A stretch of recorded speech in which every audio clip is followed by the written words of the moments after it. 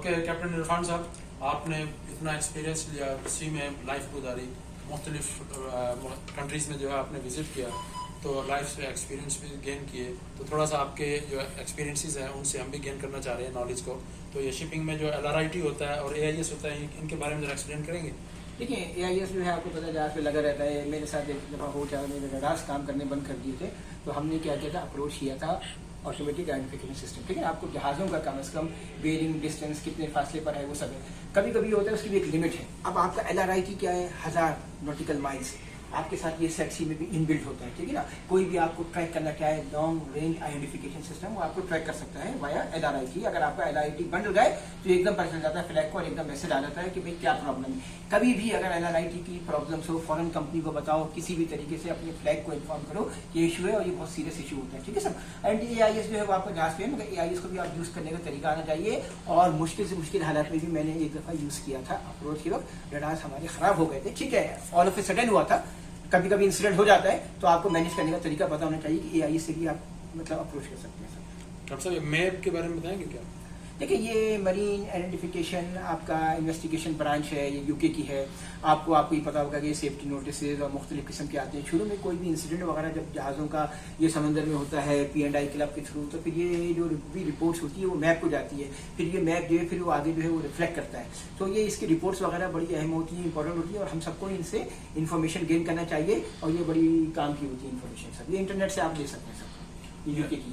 जी जी captain साहब, ये हैंडीमैक्स बल्कर्स जो होते हैं, तो इसमें हॉपर टैंक्स, इसके बारे में ठीक है, आपको ही पता है कि हॉपर टैंक्स वगैरह आपकी स्टेबिलिटी वगैरह के लिए होते हैं। जैसे आपको पता है कि लाइफबोट से अभी कोई ताल्लुक नहीं है। ये जब आप नीचे की साइड पे जा रहे होते हैं बल्क कैरियर्स वगैरह में 60,000 टन डेड वेट जो है, अगर आपका 60,000 डेड वेट वगैरह होगा तो ये आपके हैंडीमैक्स बल्क कैरियर्स वगैरह होते हैं। और इसी के बड़े बल्क कैरियर्स कहलाते हैं। नॉर्मल आपका 40,000 टन का बल्क कैरियर भी बड़ा कहलाता है, तो ये 60,000 टन तक को इनको आप हैंडीमैक्स कहते हैं। और इनके जो साइड्स में आपके जो होते हैं टैंक्स, इनको आप हॉपर टैंक्स कहते हैं। ये स्टेबलाइजिंग टैंक्स, देखिए, स्टेबलाइजिंग टैंक्स जो होते हैं नॉर्मल आपके ये देखे होंगे आपने कंटेनर वेसल्स होते हैं। देखिए, कंटेनर वेसल्स में आपको पता है डिफरेंट टाइप के कंटेनर्स हैं, 20 and 40 TU वगैरह के। तो जैसे ही आपके बड़े कंटेनर्स भी हैं, ये छोटे भी अगर उठते हैं इस साइड पे, तो आपका जहाज जो है दूसरी साइड पे लिस्ट होना शुरू हो जाता है। तो उसके लिए आपके पास क्या होते हैं, ये स्टेबलाइजिंग टैंक्स होते हैं। स्टेबलाइजिंग टैंक्स क्या होते हैं, ऑटोमेटिकली आपकी स्टेबिलिटी को एडजस्ट करते रहते हैं। और ऑटोमेटिकली आपकी स्टेबिलिटी को एडजस्ट करते रहते हैं, तो आपका जहाज जो है वो लिस्ट नहीं होता है। ड्यूटी ऑफिसर की आम टैंकर्स की तरह नहीं कि आपके गिलास टैंक को भर रहे हैं, इसको भर रहे हैं, वहाँ पे ये चाप खुद ब खुद हो रहा होता है। और ये हाइड्रोग्राफी के बारे में थोड़ा एक्सप्लेन करें। देखिए, हाइड्रोग्राफी बेसिकली है क्या, ये साइंस है। समंदर के बारे में कुछ गेन करना, कुछ नॉलेज हासिल करना, ये हाइड्रोग्राफी है। इसमें अगर आप मजीद डिटेल्स के साथ जाएंगे तो ये आपका ओशियनोग्राफी होगा। तो हाइड्रोग्राफी का जो इल्म होता है, इससे आप समंदर की नेचर और समंदर के बारे में बहुत सी चीज़ें, इन सब चीज़ों को, और ओशियनोग्राफी के थ्रू आप जो मालूमात करते हैं मुख्तलिफ किस्म के, फिर बाद में केबल्स और ये वो बहुत सी चीज़ें आपको पता है समंदर में है। समंदर की नॉलेज है, समंदर का कलर चेंज होना, ये वो, और हर तरह की जो नॉलेज है जिसको आप हाइड्रोग्राफी और फिर डिटेल में जाके ओशियनोग्राफी कहते हैं। और टोपोग्राफी, देखिए, आपने चार्ट देखे होंगे, सिंबल चार्ट्स आपने जब देखा होगा, आपकी किताब थी बड़ी फेमस, आपको याद होगा 5011। उसके बाद फिर वही चीज़ एक्डिस में आ गया था, जिसमें एक्डिस के चार्ट्स एंड सिंबल्स वगैरह। सो ये जो कोस्ट की इनकी जो टॉपोग्राफी होती है, नेचर, हाइट्स, ये वो, इनको आप टॉपोग्राफी कहते हैं। ये जो आपका कोस्ट वगैरह, कोस्ट लाइन, ये वो सब चीज़ें होती है, ये आपका फिर टॉपोग्राफी में आना है। रेडियो ऑफिसर और GMDSS में क्या डिफरेंस? देखिए, एक ज़माने में रेडियो ऑफिसर होते थे, आपको पता है कि वो रेडियो टेलीफोनी वगैरह का कोर्सेज वगैरह करते थे। और ये कोर्सेज काफ़ी कराची में भी और UK में भी कम, ठीक है, UK में तो था, कम था, कुछ लोग ही कराते थे। GMDSS का फायदा भी हो गया, वेरियस इंस्टीट्यूट से ये सब कराते हैं।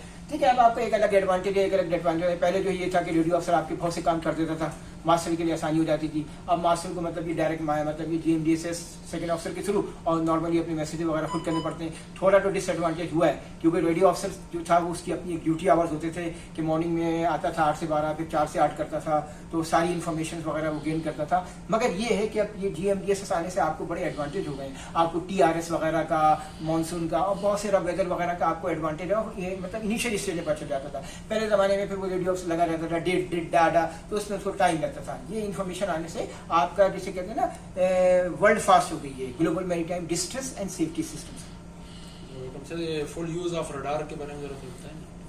ठीक है, रडार है क्या, रेडियो डायरेक्शन एंड आइडेंटिफाइंग वगैरह, ठीक है ना, रेडियो डायरेक्शन एंड आइडेंटिफिकेशन, ठीक है ना, ये होता क्या है, टिमगार्डर के रूल पर ये काम करता है। ठीक है ना, अब ये रूल फिर आपको बाद में बहुत लंबा रूल है।